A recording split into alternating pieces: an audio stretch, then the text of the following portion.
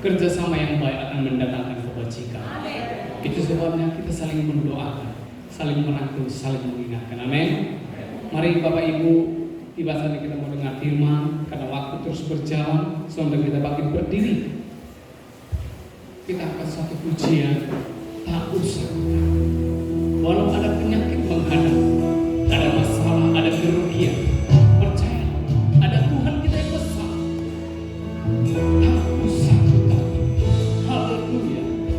Dialah Allah El Shaddai.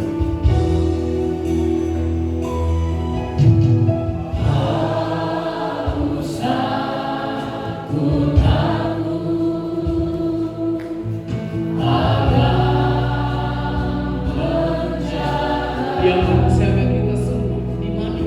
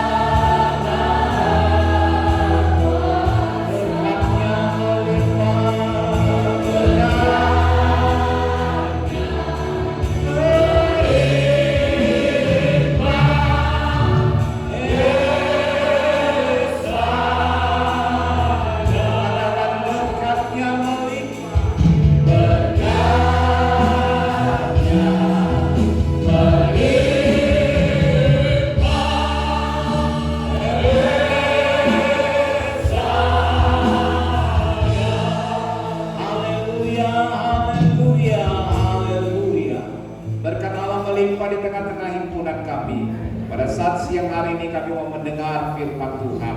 Kiranya Roh Kudus memimpin setiap pemberitaan firman Tuhan.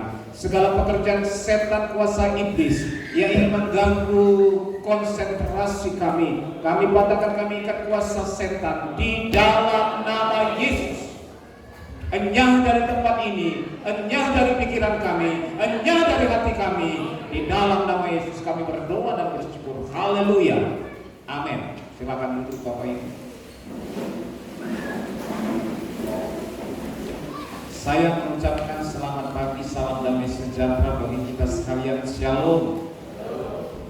Tadi ketika pengurayan kesaksian ada satu firman Tuhan yang diingatkan. Tempo lalu kita sudah bahas di dalam Markus pasal 5 ayat yang ke-36. Mari kita buka sebentar Markus 5 ayat yang ke-36.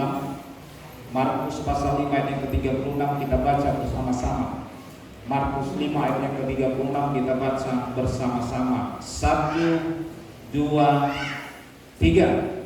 Tetapi Yesus tidak menghiraukan perkataan mereka dan berkata kepada kepala rumah ibadat, "Jangan takut, percaya saja." Nah, oleh sebab itu firman Tuhan ini meneguhkan sebelum disampaikan ayat-ayat berikutnya, percayalah bahwa Tuhan pasti menolong. Imanmu menyelamatkan.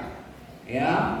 Nah, oleh sebab itu bangun, mari iman kita supaya iman kita semakin teguh di dalam Tuhan. Minggu lalu kita sudah diberkati oleh firman Tuhan bagaimana Yesus menampakkan diri kepada murid-muridnya. Tujuan Yesus menampakkan diri kepada murid-muridnya adalah dengan tujuan untuk memberikan damai sejahtera.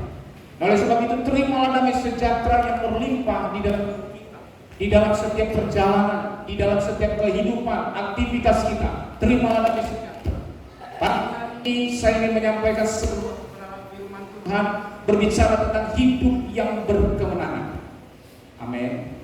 Saya kita percaya semua kita pasti rindu hidup berkemenangan. Tidak ada satupun yang mau kalah di tempat ini. Semua mau menang dalam segala hal, dalam perlombaan, dalam pekerjaan, dalam pendapat, semuanya kita mau berkemenangan. Tetapi saya ingin membahas apa yang dimaksud dengan hidup yang berkemenangan. Hidup yang berkemenangan adalah orang yang senantiasa ada dalam damai sejahtera. Saya mengatakan sekali lagi, apa itu hidup yang berkemenangan? Adalah orang yang senantiasa hidup dalam damai sejahtera. Atau dengan kata lain, kita bisa mempertahankan damai sejahtera di tengah gejolak hidup. Hal-hal realita kehidupan yang sering kali menghambat konsentrasi fokus kita adalah hilangnya damai sejahtera. Ini realita kehidupan. Ya. Tadi pagi dalam ibadah remaja saya menyampaikan kadang-kadang Tuhan tidak menuntut hal-hal yang lebih, tapi Tuhan hanya menuntut bagaimana engkau taat kepada orang tua. Saya mengajarkan bagaimana anak-anak remaja untuk hidup taat. Engkau tidak perlu banyak planning lain dan yang mana-mana, tapi pentinglah engkau taat. Karena ketika engkau mengasihi Tuhan dalam Yohanes 14 ayat 15, bukti kita mengasihi Tuhan Allah adalah taat. Taat kepada guru, tim pengajar, taat kepada orang tua. Itu kunci. Nah, pada hari ini juga saya ingin mengajak kita semua untuk kita bisa merenungkan realita kehidupan yang sering kali kita lewati. Itu adalah damai sejahtera. Makanya penting kita hidup berkemenangan. Buang dulu pikiran jauh-jauh mengenai bagaimana bisnis kita harus menang, bagaimana kita di dalam perlombaan, mungkin dalam pemilihan RT, RW dan lain sebagainya. Kita buang dulu pikiran itu. Nah, kita coba kembali renungkan apakah kita sudah memiliki hidup yang berkemenangan, Bapak Ibu Saudara. Apakah senantiasa damai sejahtera itu bisa melimpah dalam hidup kita? Halo?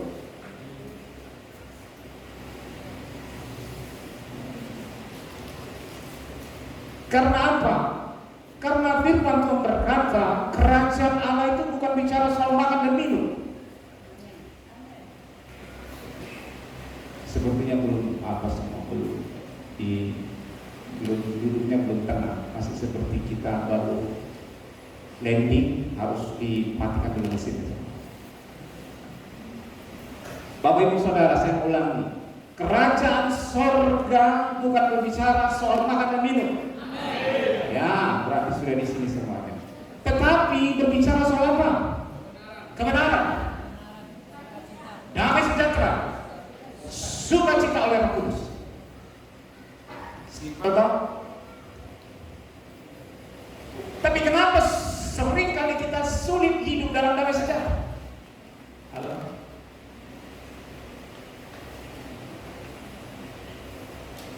Saya melihat ada banyak orang di tempat ini yang sukacitanya sering kali dirampas oleh masalah.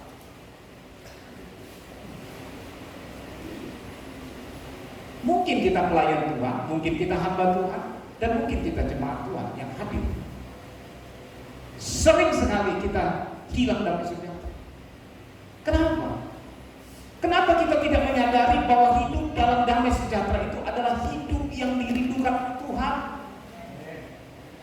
Tuhan tidak merindukan kita diberkati ekonomi, bukan Tuhan tidak mau. Tapi yang paling utama ketika murid-murid itu mengalami ketakutan, Yesus berkata, bukan diberkatilah engkau berlimpah-limpah dalam ekonomimu, tapi Tuhan berkata damai sejahtera. Kita sering berdoa bahwa bagaimana datanglah kerajaanmu, jadilah kehendakmu di bumi seperti. Kita menghadirkan kerajaan Allah dengan cara apa? Ada damai sejahtera. Sebenarnya tidak sulit. Kenapa tidak sulit saya katakan? Kalau orang yang mengerti kita adalah umat pemenang, bukan hanya seperti yang di dalam Roma 8 ayat 37 berkata, walaupun dihempas badai, tekanan, himpitan, aniaya, bukan hanya sekedar itu, tapi hal-hal kecil kadang-kadang. Makanya orang berkata dalam pandangan-pandangan umum yang membuat kita tergelincir jatuh, bukan kadang batu besar, tapi kadang batu kecil yang tidak terlihat. Kulit pisang bisa membuat kita terpleset, betul? Tapi tandang pisang tidak bisa, karena kita jelas lihat tandang pisang besar, kita pasti menghindari. Tapi kadang kulit pisang tidak terlihat, bisa membuat kita jatuh. Banyak orang Kristen mengalami kejatuhan demi kejatuhan, sulit menerima damai sejahtera karena dia tidak memperhatikan hal-hal yang kecil. Sering sekali hubungan suami istri. Saya senang sekali membahas hubungan suami istri. Kenapa? Karena saya selalu belajar bagaimana hidup antara suami istri. Khususnya pribadi saya belajar terus bagaimana membangun yang lebih bagus. Kami kemarin belajar dalam daring, ya, bahwa bagaimana ketika kita suami istri mengalami kemenangan, ketika kita memiliki keintiman. Keintiman bukan secara fisik saja, tetapi ada keintiman roh, jiwa, dan tubuh. Karena kenapa? Seringkali orang hanya memperhatikan apa yang terlihat oleh mata, tetapi orang seringkali mengabaikan apa yang tidak terlihat oleh mata, yaitu roh dan jiwa. Bagaimana keintiman itu bisa terbangun? Keintiman roh, yaitu dengan cara kita berdoa bersama. Bagaimana kita terbangun keintiman secara jiwa? Adanya komunikasi yang baik antara suami istri.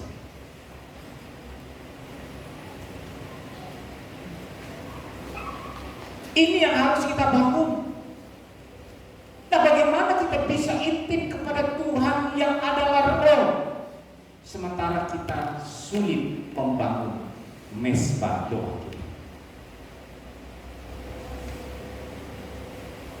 Amin. Ini hal-hal yang simple, sepele, tapi yang selalu kadang kita lupakan. Coba ingat minggu lalu ketika kita pulang dari gereja ini, ketika kita sampai di rumah, bertemu dengan masalah anak-anak kah, ya, pinahan kita yang belum makan kah, pas kita mau makan rupanya nasi belum masak kah, atau sudah masak nasi lauk pauk tapi keasinan kah. Bagaimana respon kita? Coba lihat suami istri yang punya istri dan punya suami. Bagaimana respon ketika menghadapi masalah? Ketika membayar uang sekolah, tahu-taunya uang belum ada. Bagaimana kita merespon ini? Apakah kita tetap tenang, damai? Apakah kita berasa busuk? Ini menjadi pertanyaan bagi kita semua. Makanya di dalam Roma 14 ayat yang ke-19 berkata, kejarlah apa yang mendatangkan damai. Damai sejahtera itu tidak tercipta begitu saja. Sebenarnya kita semua sudah Tuhan berikan damai sejahtera bagi masing-masing kita. Tetapi kita lupa bahwa kita adalah orang-orang yang sudah memiliki damai. Kita lupa bahwa lawan kita itu bukan orang di sekitar kita.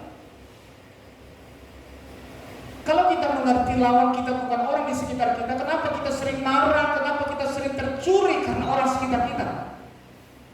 Orang yang sering mencuri damai sejahtera kita adalah orang yang terdekat dengan kita. Amin. Suami ke istri, istri ke suami, anak ke orang tua ke anak. Itu tahap pertama. Kalau kita belum menang di dalam ini, mungkin sulit kita menghadapi musuh-musuh yang lebih luar lagi. Musuh yang pertama itu adalah keluarga sendiri.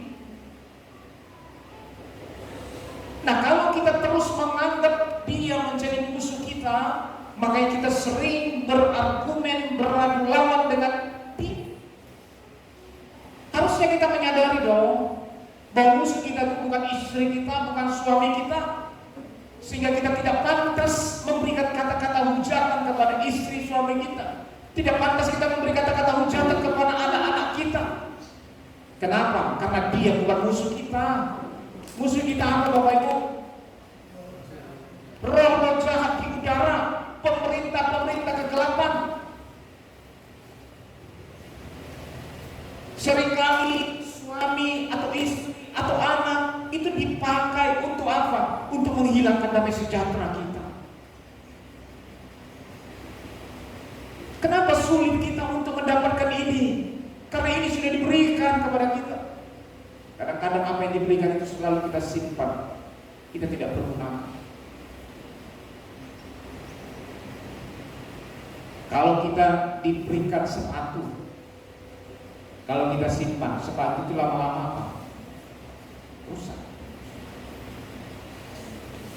Kalau kita diberi pakailah, nikmati. Seringkali orang Kristen tidak menikmati damai sejahtera. Saya rindu kita semua, walaupun kita kalangan sederhana, tapi hiduplah dalam damai sejahtera. Walaupun pergumulan kita belum terjawab, hiduplah tetap dalam damai sejahtera. Walaupun anak-anak masih memberontak, hiduplah dalam damai sejahtera. Amin. Khusus orang tua, anak-anak juga, anak-anak muda. Walaupun orang tua kita belum seperti apa yang kita inginkan, hiduplah tetap dalam damai sejahtera. Kalau kita bisa menjaga hati kita tetap damai, tenang, jiwa. Ketenangan itu yang didambakan setiap orang. Makanya ketika murid-muridnya mendapatkan goncangan ketika mereka berada di kapal, Yesus hanya berkata, diam, tenang. Saya yakin semua kita mengharapkan ketenangan di dalam rumah tangga kita. Apa kunci mendapatkan ketenangan? Apa kunci mendapatkan ketenangan? Ini ayat yang biasa. Mari baca Yesaya 32 ayat yang ke-17.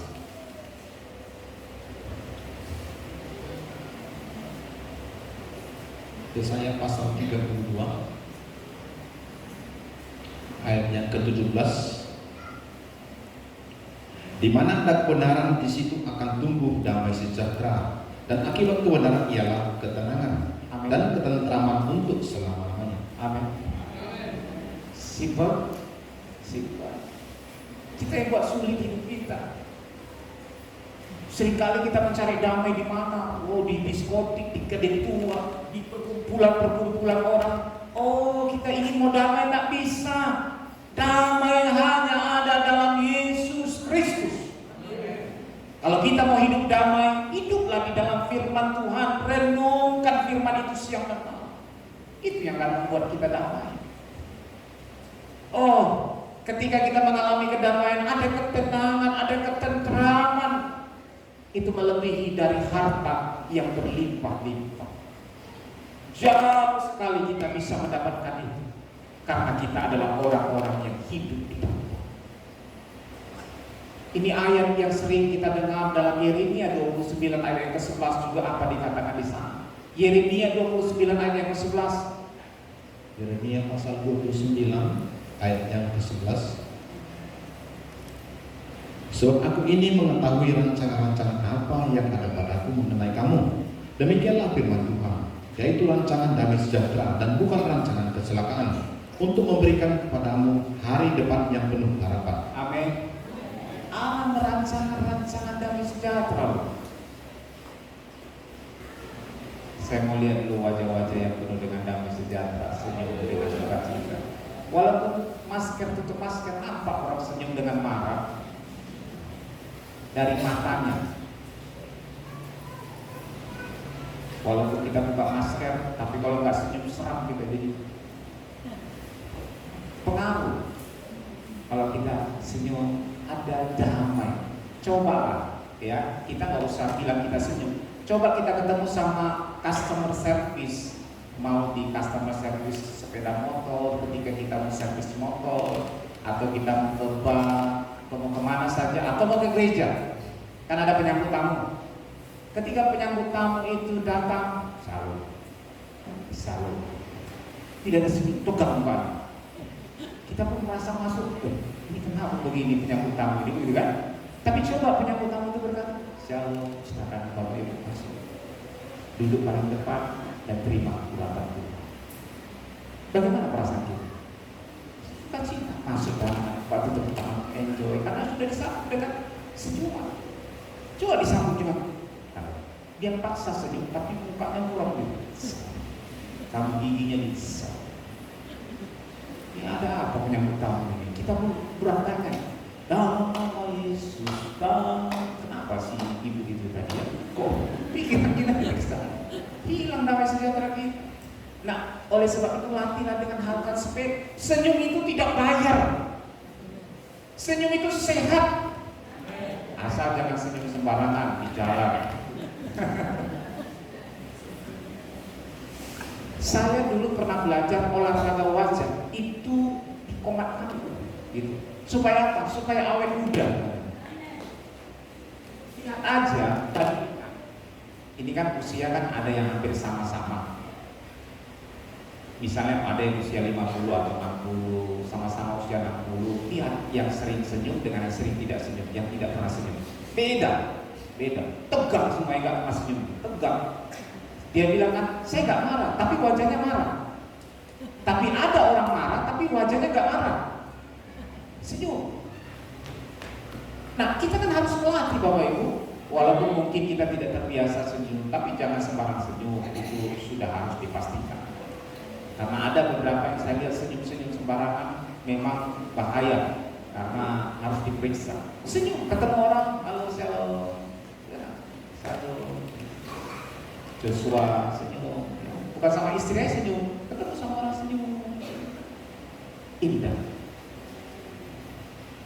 Kalau ada terjadi kerukunan, ada terjadi damai, saya sangat senang dan kalau kami di keluarga penggembala sekarang kami melatih itu, walaupun mungkin kadang-kadang dulu kami adalah orang-orang yang tegang, tapi sekarang coba dikendorkan ketegangannya menjadi belajar senyum. Kita orang-orang tegang dulu, ya. Jadi sekarang melatih bersama, ya. Saya sering, ya, Bapak Gembala ini memang kadang-kadang sulit dia senyum, tapi sekali senyum, manisnya bukan manis. Itu dia. Apalagi kalau selalu senyum, tapi jangan senyum selalu. Nah, repot kita. Nah, waduh, Bapak Gembala. Kalau begini waktunya senyum-senyum, enjoy, ketemu orang senyum, ketemu istri, ketemu anak senyum, wah luar biasa, betul? Berkat Tuhan melimpah atas kita semua. Makanya berkat itu turun dari janggut, jubah sampai ke bawah. Saya sangat merindukan berkat itu melimpah dalam hidup kita. Bukan soal materi saya bicara, tapi soal damai sejahtera. Tuhan berkata damai sejahtera yang diberikan kepadamu tidak seperti damai yang diberikan dunia kepadamu. Mungkin uang bisa buat kita damai, tapi itu sementara. Tapi ketika damai sejahtera itu melimpah, bukan berarti kita tidak punya masalah, punya tetap masalah. Ketika kita ikut Tuhan, Tuhan tidak pernah menjanjikan kita bebas dari masalah. Tetapi ketika kita ikut Tuhan dengan setia, Tuhan menjanjikan Dia pasti menyertai kita sampai akhir zaman. Penyertaan Tuhan dibuktikan dengan jalan keluar yang indah pada waktu. Makanya seperti Opung Raymond kesaksian tadi, ketika dia tadi pagi berdoa, begitu luar biasa. Tuhan merindukan itu, supaya hidup Opung Raymond Doli semakin bergairah dalam Tuhan. Makanya kemarin saya berkata, Pak Gembala bersinggung, bagaimana orang yang berkerumun itu tidak merasakan, tidak memiliki respon yang seperti dialami oleh orang perempuan penyakit 12 tahun pendarahan. Mereka menganggap, biasa saja, Yesus ada, biasa saja.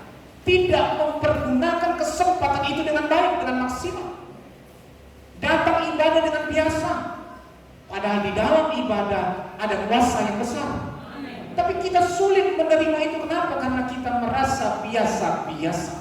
Kita orang Kristen wajib datang hari ini ke gereja. Itu hal yang salah. Makanya banyak kita di sini dikatakan orang-orang munafik. Lidah bibir kita memuji Allah, tapi hatinya memungkiri kekuatan Allah. Orang yang seperti itu celaka. Ujungnya bukan surga, tapi maut ujungnya. Bagaimana kita ke gereja rajin tapi ujungnya maut? Ini yang cilaka. Sebenarnya tujuan kita ke gereja supaya kita mendapatkan kerajaan yang kekal. Tapi seringkali kita dinambahkan oleh masalah, dibuat kita tidak konsentrasi. Makanya seringkali di hari Minggu ada acara-acara supaya apa? Hari Minggu kok ada selalu kok. Betul? Memang hari Minggu selalu ada, satu tahun 52 kali. Tapi minggu yang lalu itu tidak bisa kita dapatkan dengan minggu sekarang. Kesempatan yang lalu berbeda dengan kesempatan yang sekarang. Tapi selagi masih ada kesempatan, memang tangan Tuhan masih menunggu.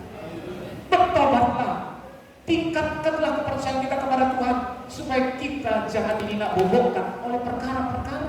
Makanya saya katakan kemarin bahwa sakit itu jangan anggap biasa. Bukan saya berkata sakit itu luar biasa. Tapi ketika sakit itu datang, ketika pergumulan itu ada, anggaplah itu sebagai titipan hadiah terbesar daripada Tuhan. Tuhan ingin memberikan jawaban yang luar biasa dalam hidup kita. Tapi seringkali mata jasmani kita tertutup karena kita selalu melihat masalah itu lebih besar. Tapi pandanglah ketika masalah itu datang, penyakit itu datang, ada kekuatan yang besar, ada hadiah yang terbesar yang Tuhan akan berikan kepada kita.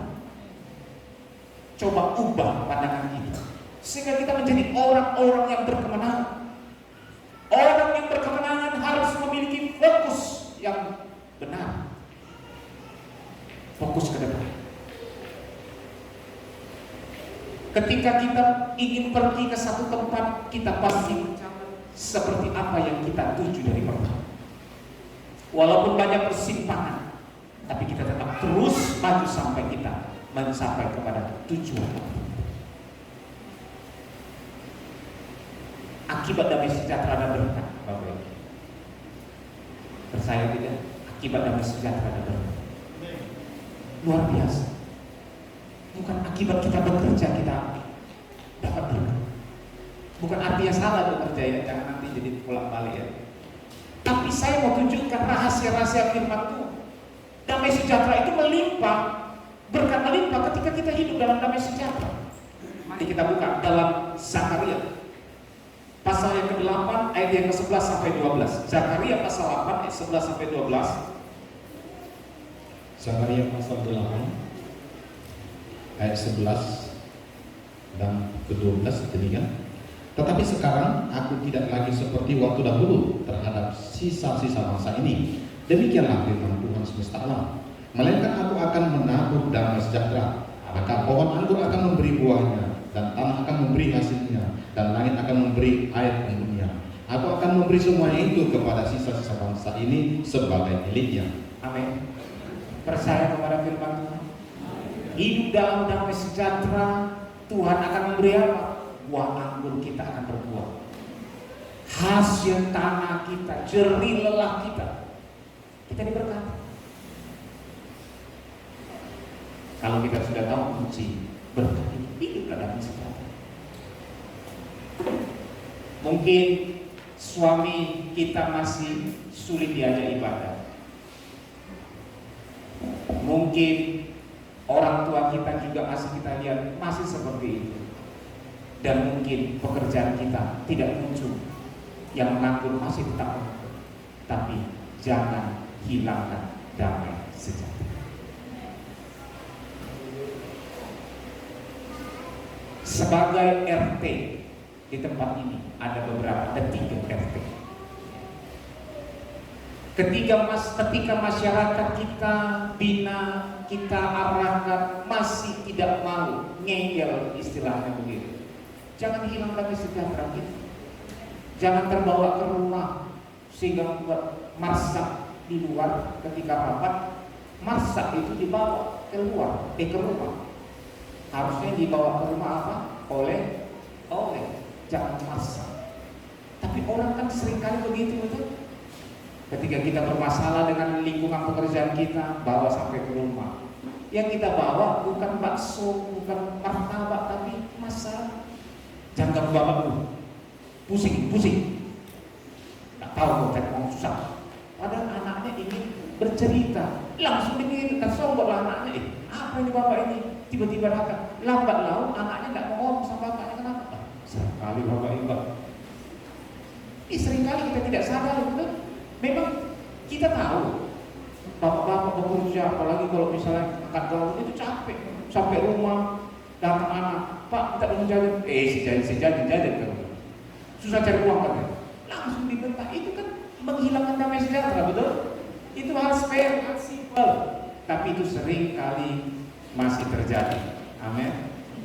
Iya, walaupun kecil, amin, saya merasakan itu masih sering terjadi. Kecil masalahnya, tapi ini bisa menghilangkan damai.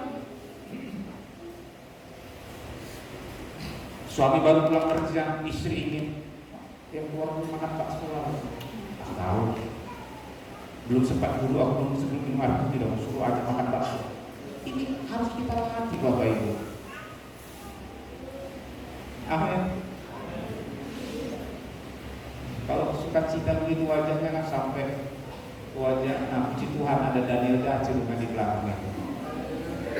Ya, saya lihat Pak di pos kelihatan di belakangnya. Ya, puji Tuhan, kita sambut Daniel Dace dengan sukacita. Dan dia terselip, dia mau dekat pohon Natal karena dia merindukan suasana Natal. Puji Tuhan. Damailah hidup kita, Bapak Ibu. Apalagi dalam satu gereja kita ini janganlah ada perselisihan. Ada perselisihan harus kita selesai. Jangan tunggu tanah, tunggulah bagaimana ketika kita datang bersama-sama Tuhan hadir, maka Tuhan akan menyelesaikan. Nah, begitu saya rasa tidak panjang pun khotbah kita masih melimpah dengan sukacita. Kadang-kadang memang khotbah panjang makin menggerutu orang. Tapi bukan berarti saya mau selesaikan. Wah, ini ketawa ini cepat selesai. Beberapa ayat lagi sebelum kita ini informasi sebelum nanti disampaikan dalam pengumuman. Di dalam grup, memang dalam grup kami Hamba Tuhan ada himbauan dari pemerintah ya mengenai kenaikan acara ibadah kenaikan Isa Masih ada larangan dalam ibadah di gereja. Dan demikian juga di masjid juga dilarang untuk sholat id. Karena berketepatan hari Kamis itu ada bersama, ada sholat dan ada ibadah. Makanya saya bilang hati-hati jangan salah masuk ya. Karena pas hari Kamis itu Kamis, jadi kita kan kenaikan hari Kamis. Nah ada larangan. Nah tadi kami sedikit diskusi di pastori setelah doa, ada kesepakatan kita membuat ibadah di rumah. Nanti pengumuman akan memberikan arahan. Tapi apapun itu kita belajar untuk hidup dalam damai. Hidup dalam apapun itu kita harus jaga damai kita. Damai yang Dia berikan sangat besar. Damai yang Dia berikan hati senang. Tuhan besertamu sepanjang jalanmu. Amin. Ku serahkan padanya Yesus. Kalau nyanyi begitu enak kan? Coba kalau ada masalah, coba kita bernyanyi bersama. Misalnya suasana lagi runyam, langsung bernyanyi. Damai yang Dia beri sangat besar. Coba pas suami lagi marah, nyanyi. Tapi jangan mengalesinnya, bro. Jangan begitu. Kita bisa. Nah kemarin kami ada kesaksian suami istri. Jadi kami ada punya istilah begini, ada satu yang waras, ada satu yang gak waras. Itu istilah saja, bukan berarti lari sakit jiwa dan lain. Ketika orang marah, itu dikatakan tidak waras. Jadi ada seperti larangan stok itu perboden. Nah, jadi mereka berkata begini, kalau pas suami marah, istri yang waras, yang tidak marah itu dikatakan waras, dia harus mengangkat tanda perboden itu stop gitu. Misalnya begini, ya. Misalnya istri saya marah, lagi merepet sama anak-anak, langsung saya gini kan, stop, ini misalnya perboden, tunjukkan mukanya. Saya bilang begini, kalau lagi marah ditunjukkan begitu, kita bisa makin dihajar nanti, tidak boleh begitu. Saya bilang, cobalah tunjukkan, coba tes nanti. Misalnya Ibu Elsa dengan Bapak Elsa. Pak Elsa lagi marah, dan Ibu Elsa, stop, macam-macam. Bagaimana tidak boleh? Artinya ketika kita mau menyanyi, kita coba menenangkan hati kita. Ketika ada situasi yang tidak baik, kita berkata, damai yang tentu saja ngomong. Kalau ketika dia sudah agak mau kudus jamaah, kuping yang merah jadi putih kembali, jadi hitam lagi, damai yang dia nyanyikan, jadi ikut dia nyanyi. Coba tes. Kalau nggak percaya tes. Ketika kita memuji, maka dalam puji-pujian Tuhan bertata. Amin. Makanya kalau kita tidak tes, tidak pernah tahu kita. Karena saya sudah tes. Betul. Memang istriku baik. Tapi kadang-kadang mau juga merepet. Artinya ketika dia merepet, saya bernyanyi. Tidak dengar dia, tapi ketika dia turun, hatinya lembut, puji. Ya. Aman. Coba kalau nggak percaya, suami istri, orang tua, anak-anak juga lihat orang tua lagi berantem, kau nyanyi saja, tapi jangan kau teriak-teriak. Ya, sambil berdoa, Tuhan jangan orang tua. Lambat-lambat pasti kau jangan. Tuhan melihat orang yang rendah hati, yang datang kepada Tuhan dengan sungguh-sungguh. Bukan harus di gereja kita berlutut, di rumah pun kita berlutut. Ketika orang tua kita sedang bertengkar, kita sebagai anak berdoa.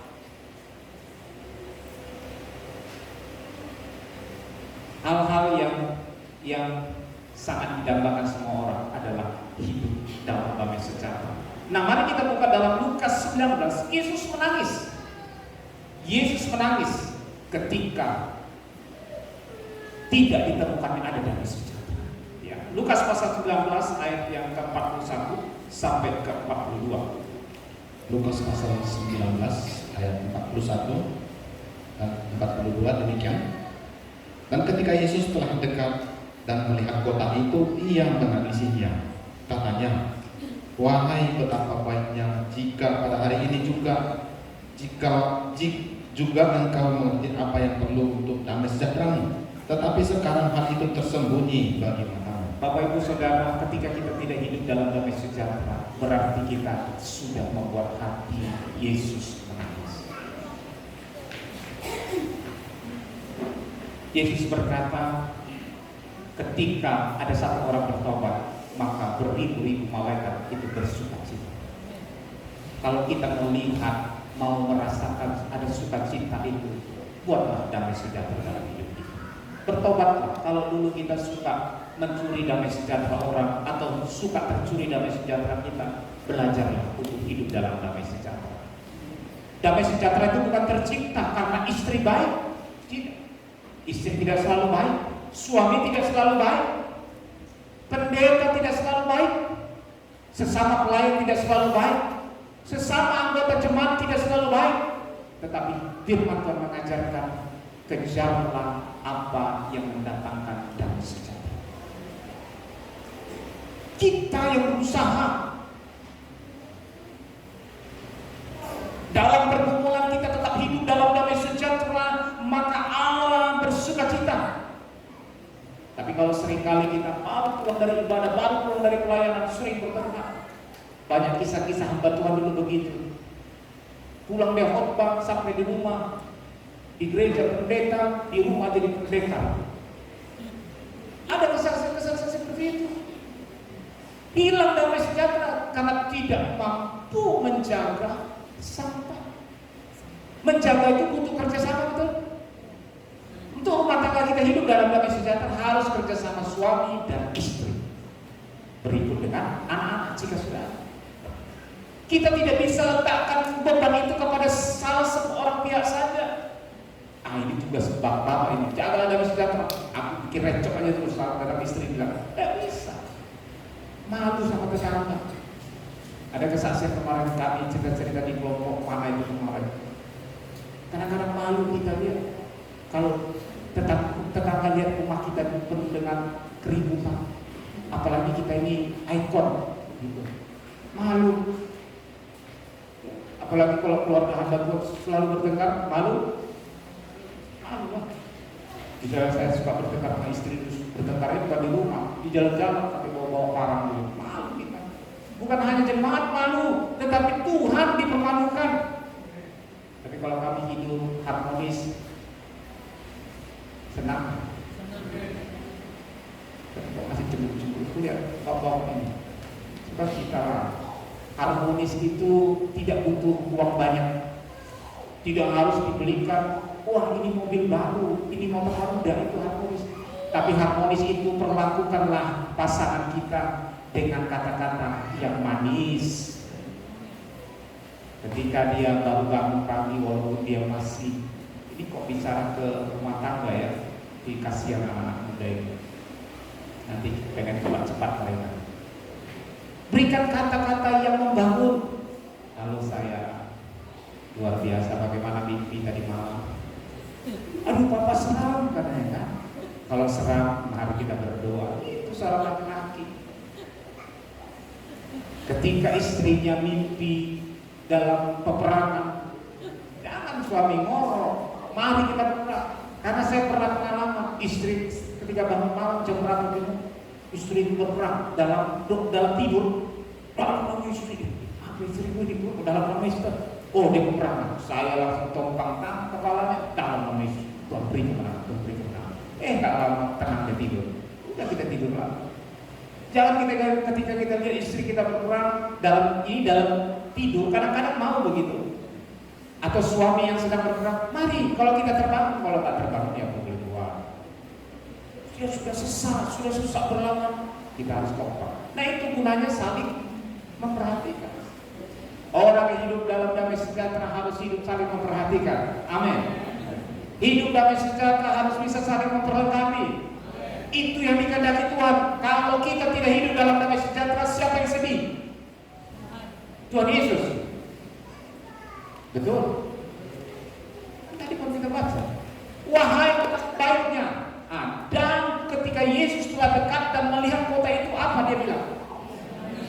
dia menangis? Ayat yang ke-42. Wahai betapa baiknya jika pada hari ini engkau mengerti apa yang perlu untuk damai. Tapi banyak orang tertutup matanya untuk damai sejahtera, terbuka untuk uang. Tapi damai itu sulit dia buka matanya. Kalau uang cepat kali matanya terbuka.